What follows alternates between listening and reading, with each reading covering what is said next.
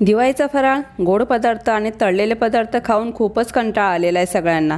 Hi friends, कल्पना's रेसिपीमध्ये पुन्हा एकदा तुमचं स्वागत आहे। आज आपण लहान मुलांपासून तर मोठ्यांपर्यंत आवडणारी चटपटीत अशी रेसिपी बनवणार आहोत, ती म्हणजे पाणीपुरी।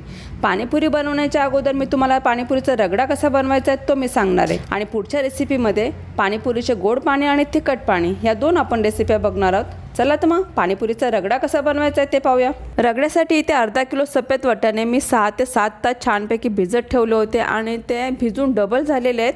तर बघू शकता हे स्वच्छ मी धुवून घेतलेले आहेत आणि हे वाटाणे आपल्याला छानपैकी मऊ होईपर्यंत शिजवून घ्यायचे। तर यामध्ये मी थोडेफार मसाले घेतलेले आहेत, त्यामध्ये अर्धा चमचा काळं मीठ, अर्धा चमचा साधं मीठ आणि पाव चमचा हळद आणि अर्धा चमचा लाल तिखट हे मसाले टाकून आपल्याला वाटाण्यामध्ये शिजवून घ्यायचे, म्हणजे वाटाण्याला एक छानपैकी टेस्ट येते। तर आता मसाले यामध्ये टाकूया आणि त्यानंतर 4 ग्लास आपल्याला पाणी टाकायचं आहे, म्हणजे वाटाणे यामध्ये छानपैकी शिजतील।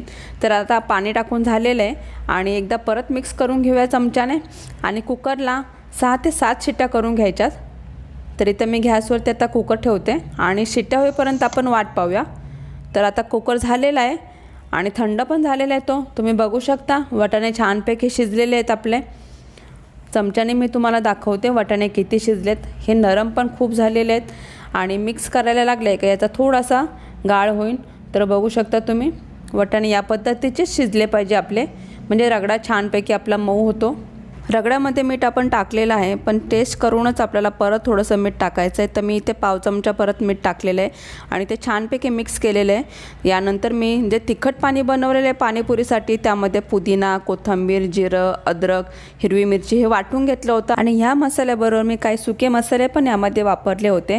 ते सगळे मसाले मिक्सरला फिरून त्यानंतर ते पाणी गाळून घेतलं आणि जो वरती चोथा उरला होता म्हणजे तो मसाला तो टाकून न देता हे रगड्यामध्ये आपल्याला मिक्स करून घ्यायचे, म्हणजे रगड्याला एक पुदिना कोथिंबीरचा छान फ्लेवर येतो। तर आपण हा मसाला मिक्स करून घेतलेला आहे। या पद्धतीने तुम्ही एकदा नक्की हा रगडा बनवून बघा आणि परफेक्ट रेसिपी ही। तर कशी झाली मला कमेंट्सने नक्की सांगा तुम्ही। मस्तपैकी परफेक्ट चटपटीत मसालेदार आपला रगडा तयार झालेला आहे। नक्की ही रेसिपी ट्राय करा आणि रगडा पेटीस, पाणीपुरी किंवा तुम्ही शेवपुरी यामध्ये हा रगडा वापरून त्याचा आस्वाद घेऊ शकता। येणारी जी रेसिपी असणार आहे गोड पाणी आणि तिखट पाणी, ते परफेक्ट पाणी कसं बनवायचं ते तुम्हाला मी सांगणार आहे, तर तुम्ही नक्की बघा। तर ही रेसिपी आवडली तर लाईक, शेअर आणि सबस्क्राईब करायला विसरू नका। परत भेटूया अशीच एक नवीन रेसिपी घेऊन। थँक्यू।